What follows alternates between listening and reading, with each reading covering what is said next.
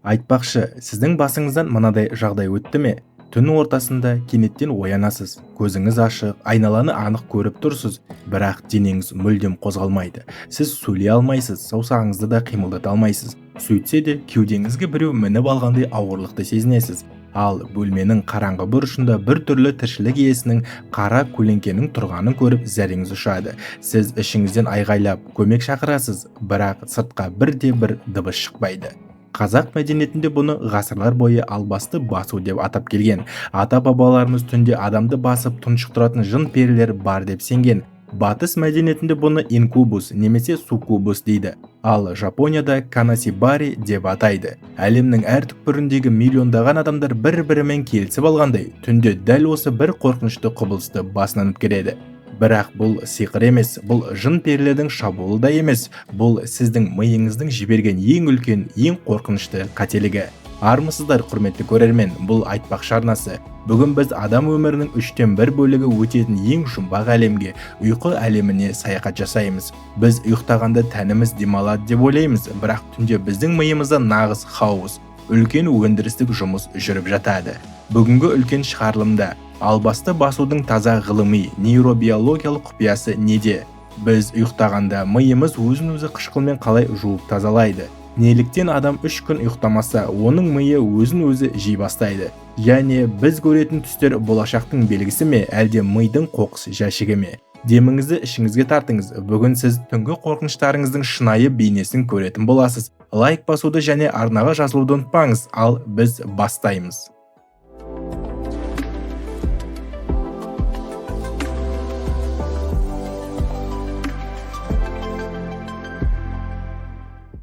Ұйқы – бұл жай ғана көзді жұмып, таңертең қайта ояну емес. Бұл өте күрделі математикалық дәлдікпен құрылған архитектура. Біз төсекке жатып, көзімізді жұмған сәттен бастап миымыз арнайы бағдарламаны іске қосады. Бір қалыпты сау ұйқы 90 минуттық циклдардан тұрады. Түн ішінде адам осындай 4 немесе 5 циклдан өтеді, және әрбір цикл 2 үлкен фазаға бөлінеді. Non-REM – бәсең ұйқы және REM – жылдам ұйқы фазасы. Келіңіздер, мұны қарапайым тілмен түсіндіріп берейін. Сіз жаңа ғана жастыққа басыңызды қойдыңыз. Non-REM фазасының бірінші кезеңі басталды. Бұл ұйқы мен ояулықтың арасындағы көпір. Мидың белсенділігі баяулайды, бұлшықеттер босайды. Дәл осы кезде сіз кенеттен биіктіктен құлап бара жатқандай сезініп, селк етіп оянып кетуіңіз мүмкін. Ғылымда бұны миоклоникалық селкілдеу деп атайды. Бұл сіздің миыңыздың денеге жіберген тексеру сигналы. Көп ұзамай сіз екінші кезеңге өтесіз. Бұл жеңіл ұйқы. Мұнда жүрек соғысы баяулайды, дене температурасы төмендейді. Миыңыз сыртқы дыбыстарды, мысалы даладағы көліктің дауысын бұғаттап тастайды. Содан кейін ең маңызды кезең, үшінші кезең, яғни терең ұйқы басталады. Дәл осы сәтте миыңызда ең баяу, бірақ ең күшті дельта толқындары іске қосылады. Терең ұйқы кезінде сізді ояту өте қиын. Егер осы сәтте сізді біреу күштеп оятса, сіз өзіңіздің қай жерде екеніңізді түсінбей есеңгіреп қаласыз. Терең ұйқы – бұл тәніміздің жөндеу шеберханасы.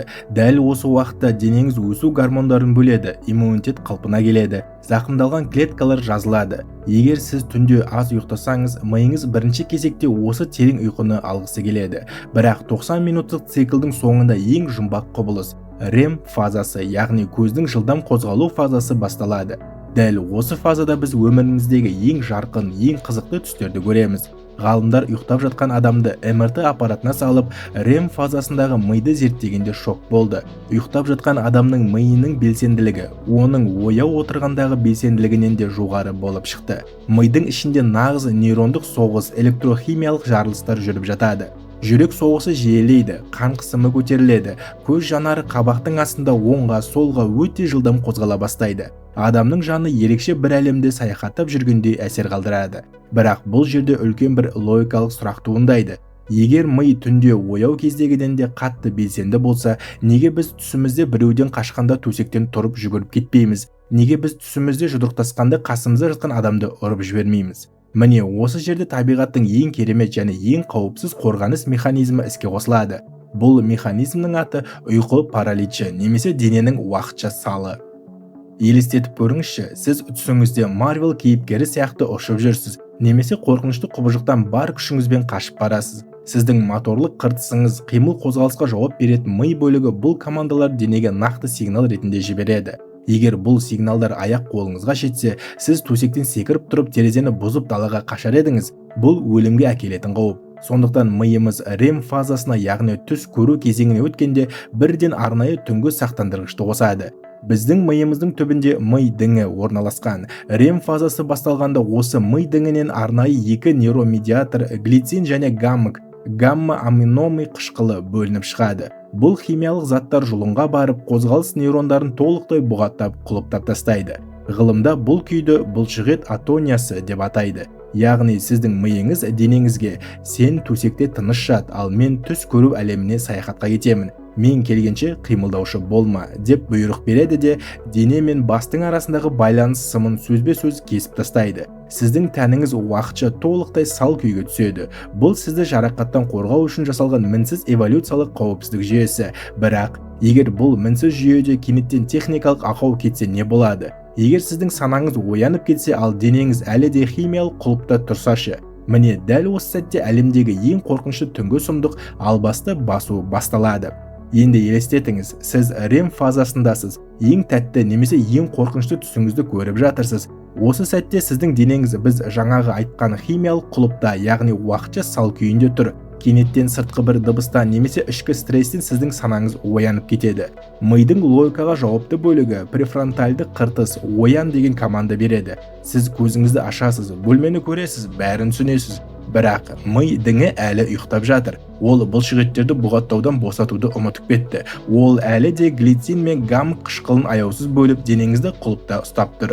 Нәтижесінде сіз өз денеңіздің ішіндегі тірі тұтқынға айналасыз. Санаңыз 100% ояу, ал тәніңіз 100% өлік сияқты. Осы күйді ғылымда ұйқы салдары, ал біздің халық арасында албасты басу деп атайды. Ғалымдардың зерттеуінше, жер шарындағы әрбір 10 адамның кем дегенде 4-еуі өмірінде бір рет болсын бұл күйді басынан өткереді. Бұл ми жұмысының қысқа мерзімді ақауы. Эволюциялық қауіпсіздік жүйесі уақытынан бұрын сөніп немесе кешігіп іске қосылғанда осындай сәйкессіздік орнайды. Бірақ ең қорқыныштысы бұл емес. Қозғала алмау апаттың жартысы ғана. Ең сұмдығы дәл осы сәтте сіздің бөлмеңізде пайда болатын құбыжықтар мен қара көлеңкелер.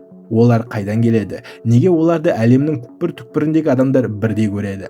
Сіз ояндыңыз, денеңіз қозғалмайды. Осы сәтте сіздің миыңыз қатты үрейге түседі. Ол: не болып жатыр? Неге мен қолымды қимылдата алмаймын? Бізге қауіп төніп тұр ма? Деп жауап іздей бастайды. Дәл осы уақытта мидың ең ежелгі бөлігі, қорқыныш пен аман қалу инстинктіне жауап беретін амигдала шектен тыс белсенді болып кетеді. Ол максималды дабыл режимін қосады. Миыңыз айналадан, қараңғы бөлмеден өзінің қорқынышын ақтайтын жауды іздей бастайды.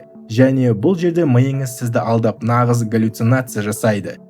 Кеудедегі ауырлық, яғни тұншығу.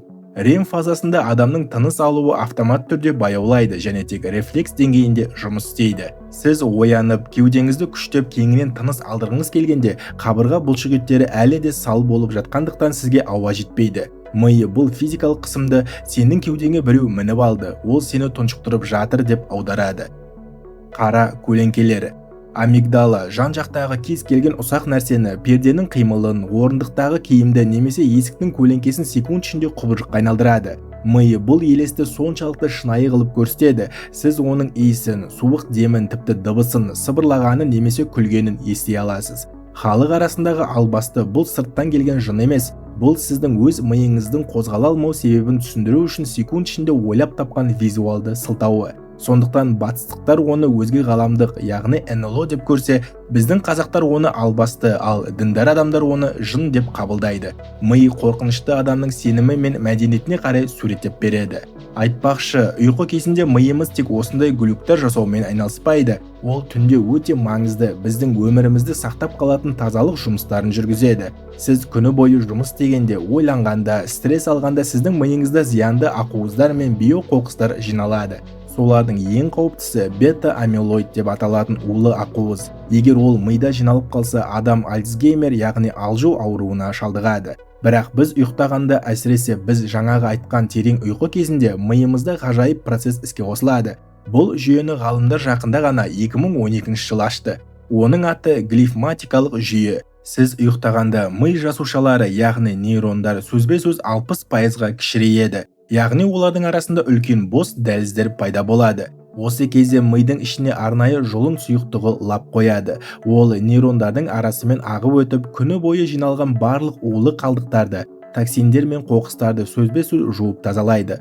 Буферлі жүйе бұл қоқысты бауыр мен бүйрекке айдап денеден шығарып жібереді. Бұл тура мағынасында сіздің миыңыздың түнде кір жуатын машинаны қосып қойғанымен тең болады.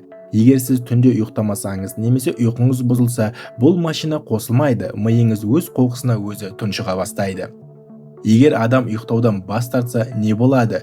Тарихтан белгілі 1964 жылы 17 жасар Рэндли Гартнер есімді жігіт ғылыми эксперимент ретінде тұтас 11 күн, яғни 264 сағат бойы ұйықтамай рекорд орнатты. Эксперименттің соңында ол қарапайым математикалық амалдарды ұмытып, галлюцинация көріп, өз атын айта алмайтын халге жетті. Заманауи нейробиология 72 сағаттан, яғни 3 күннен артық ұйқысыздықтың адам миына қандай ауыр соққы әкелетінін дәлелдеді. Егер сіз ұзақ уақыт ұйықтамасаңыз, миыңыз апаттық режимге көшеді. Біздің миымызда микроглия деп аталатын арнайы иммундық күзетші клеткалар бар. Олардың қалыпты жұмысы мидағы өлі клеткаларды тазалау. Бірақ ұйқы мүлдем болмаған кезде бұл клеткалар есінен танады. Олар өлі клеткаларды ғана емес, сіздің тірі нейрондарыңыз бен олардың арасындағы байланыстарды аяусыз бұзып жей бастайды. Бұл ғылыми факт. Ұйқысыз қалған ми аштықтан өзін-өзі жейтін каннибалға айналады. Миыңыз сізді тірі сақтау үшін өзін-өзі бөлшектеп тастауға дайын. Сондықтан ұйқысыздық бұл жай ғана шаршау емес, бұл сіздің миыңыздың физикалық түрде жойылуы. Айтпақшы, біз ұйқының фазаларын, оның тазалық механизмін түсіндік, бірақ бізді әр түн сайын мазалайтын, кейде күйзелтіп, кейде шабыттандыратын тағы бір үлкен жұмбақ бар. Бұл түс көру. Адамзат мыңдаған жылдар бойы түсті сиқырға балап келді. Ежелгі заманда түстерді құдайлардың хабарламасы немесе болашақтың белгісі көріп келдік деп есептеді. Бірақ қазіргі заманғы нейробиология түс көрудің мистикалық пердесін түріп тастады. Түс дегеніміз не? Нейроғалымдардың арасында бұл туралы екі үлкен теория бар. Бірінші, белсендіру синтез теориясы. Бұл теория бойынша REM фазасында біздің мидыңымыз ешқандай мақсатсыз кездейсоқ электрохимиялық сигналдарды жан-жаққа шашады. Бұл сигналдар жад пен эмоцияға жауап беретін қыртыстарға барып соғылады. Ал біздің санамыз, мидың логикалық бөлігі оянған кезде осы ретсіз, мағынасыз сигналдарды біріктіріп, олардан бір логикалық сюжет құрастыруға тырысады. Яғни, түс бұл сіздің миыңыздың кездейсоқ нейрондық қоқыстарды синтездеп, сізге көрсеткен мағынасыз киносы ғана. Екінші, қауіпті симуляциялау теориясы. Бұл теория әлдеқайда қызықты. Ғалымдардың айтуынша, түс бұл біздің эволюциялық виртуалды жаттығуымыз. Ежелгі заманда адамдар күн сайын қауіп-қатерде өмір сүрді. Жыртқыштар, тайпалық соғыстар, апаттар. Біз ұйықтағанда миымыз бізді шынайы өмірдегі қауіптерге дайындау үшін ең қорқынышты сценарийлерді іске қосады. Түсіңізде біреуден қашуыңыз, биіктен құлауыңыз немесе шайқасуыңыз. Бұл мидың қауіпсіз жағдайда сіздің аман қалу инстинкттеріңізді жаттықтырып жатқан сәті. Сондай-ақ ұйқы кезінде жадты консолидациялау процесі жүреді. Күні бойы көрген ақпараттарыңыз мидың тұрақты архивіне көшіріледі. Ми маңызды нәрселерді сақтап, керек емесін өшіреді. Түс көру дәл осы файлдарды сұрыптау кезінде экранда шығып жатқан қысқаша кадрлар жиынтығы. Сондықтан түс бұл болашақтың хаты емес, бұл сіздің өткеніңіз бен бүгініңізді ми ішіндегі химиялық қорытындысы. Жақсы, мұның бәрі ғылыми фактілер, бірақ егер бүгін түнде немесе ертең сіз тағы да осы күйге түссеңіз не істеу керек?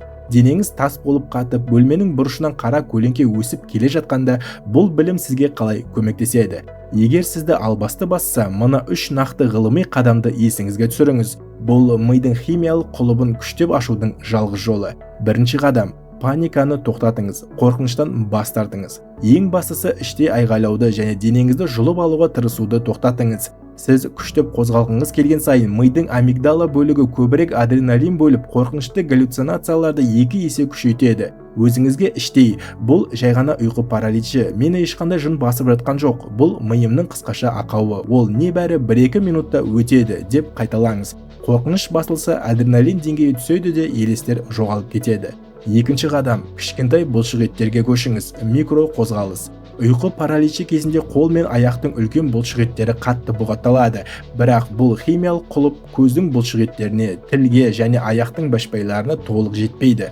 Қолыңызды көтеруге тырыспаңыз, оның орнына аяғыңыздың үлкен башпайларын барынша қатты қимылдатуға тырысыңыз. Немесе тіліңізді аузыңыздың ішінде қозғалтыңыз, көзіңізді өте жылдам жыпылықтатыңыз. Осы кішкентай бұлшықеттердің қимылы ми діңіне өте күшті кері сигнал жібереді. Хей, оян, сана ояу, денеге блок қоюды тоқтат делінген бұйрық химиялық құлыпты секунд ішінде бұзып жібереді. Үшінші қадам, тыныс алуды ретке келтіріңіз. Тыныс алу ішінары автономды жұмыс істейді. Терең, бір қалыпты дем алып, деміңізді іштен сыртқа күштеп шығаруға тырысыңыз. Бұл жүрек соғысын реттейді де мидың толықтай ояну фазасына өтуін тездетеді. Осы үш қадамды білсеңіз, сіз ешқашан түнгі елестердің тұтқыны болмайсыз. Сіз өз миыңыздың нағыз хакерісіз. Міне достар, ұйқы бұл біз ойлағандай пассивті өлі күй емес. Бұл біздің тәніміз бен миымыздың ең белсенді, ең маңызды жұмыс уақыты. Түнде біздің ішімізде алып тазалық зауыты жұмыс істейді. Нейрондарымыз сұрыпталады, ал санамыз жаңа күннің қауіптеріне дайындалады. Албасты басу бұл жын перінің қарғысы емес, бұл осы күрделі, керемет жүйенің сәл ғана мүдіреп қалуы. Табиғаттың әрбір ақауының артында үлкен ғылыми шындық жатыр. Сондықтан өз ұйқыңызды қадірлеңіз, миыңыздың уақытында кір жууына мүмкіндік беріңіз. Түнде уақытлы ұйықтамау өз қалаңызды қоқысқа толтырумен тең. Сіздің басыңыздан албасты басу жағдайы өтті ме? Өтсе қандай елестер көрдіңіз? Төменге пікірге жаза кетіңіз, бірге талқылайық. Бұл видео сізге ұйқының құпиясын ашуға көмектессе, лайк басып жақындарыңызбен бөлісіңіз. Бұл айтпақшы арнасы болды. Түнгі ұйқыларыңыз тыныш, ал күндізгі саналарыңыз сергек болсын.